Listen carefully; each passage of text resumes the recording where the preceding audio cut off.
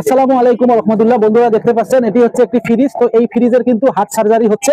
আপনারা দেখুন, এইটি দেখানোর পরে কিন্তু আমি ফ্রিজ বিষয়ে গুরুত্বপূর্ণ কিছু বিষয় বলবো। এই যে দেখতে পাচ্ছেন, এটা কিন্তু সিঙ্গেল ব্র্যান্ডের একটি ফ্রিজ। উপরে হচ্ছে ডিপ, নিচে হচ্ছে নরমাল। তো আসলে এই ফ্রিজটা যে নষ্ট হয়েছে, কি সমস্যা হয়েছে আমি আপনাদেরকে বিস্তারিত বলতেছি, এবং আপনাদের ফ্রিজ যদি কোনো সমস্যা হয় তাহলে আপনারা কিভাবে সমাধান করবেন, একবারে 100% সমাধানের জন্য আমি কিন্তু এখন আপনাদের সব বলবো। ধৈর্য সহকারে ভিডিওটি দেখুন। দেখতে পাচ্ছেন আমি কিন্তু একটি ফ্রিজের পিছন কিন্তু খুলেছি, এবং পিছন খুলে যে কেন খুললাম এবং কেন সার্জারি করতেছি আপনাদেরকে এই বিষয়ে বলবো।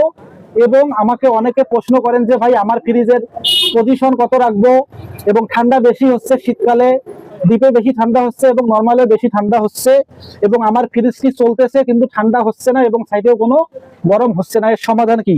তার আগে আমি বলে নেই যে দেখতে পাচ্ছেন এই ফ্রিজটা কিন্তু আমি কালকে নিয়ে এসেছি। আমার এখানে নিয়ে আসার পরে কিন্তু আমি দেখতে পেলাম যে ফ্রিজটা লিক আছে কোথায় জানি।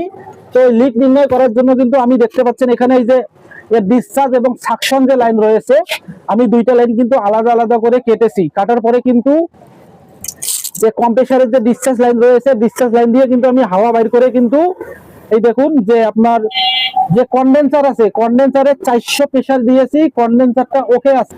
এবং এর যে চেম্বার রয়েছে, চেম্বারে আমি প্রথমে প্রেসার দিয়েছিলাম।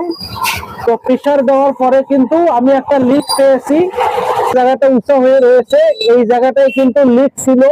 তো আমি লিকটা সারার পরে কিন্তু আবার উপরে নেগেটিভ পজিটিভ আটা দিয়ে কিন্তু ফুয়েল দিয়েছি। ফুয়েল দেওয়ার পরে কিন্তু আমি 220 PSI এ প্রেসার দিয়েছি।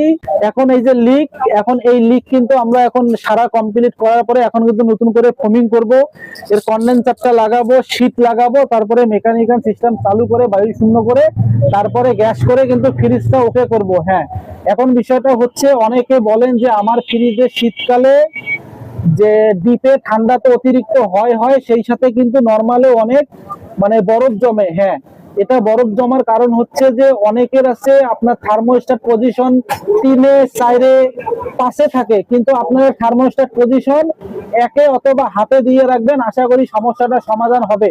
এবং অনেকে যারা বলেন যে আমার ফ্রিজ চলে কিন্তু ঠান্ডা হয় না, তাহলে আপনাদেরকে অবশ্যই একটা দক্ষ টেকনিশিয়ান নিয়ে প্রেসার দিয়ে আগে লিক নির্ণয় করতে হবে। তারপরে আপনাকে দেখতে হবে যে লিক আছে কিনা, তারপর লিক টেস্টিং করার পরে কিন্তু আপনারা কম প্রেসার দেখবেন যে লিক আছে, লিকটা সারবেন, অথবা যদি যেভাবে সারা যায় সারবেন। সারানোর পরে কিন্তু নতুন করে আবার মেকানিক্যাল করে কাজ করবেন। তো বন্ধুরা, এরকম সুন্দর সুন্দর ভিডিও পেতে অবশ্যই আমার চ্যানেলটি সাবস্ক্রাইব করে রাখবেন এবং পেজ থেকে দেখলে ফলো করে দিবেন। আল্লাহ হাফেজ।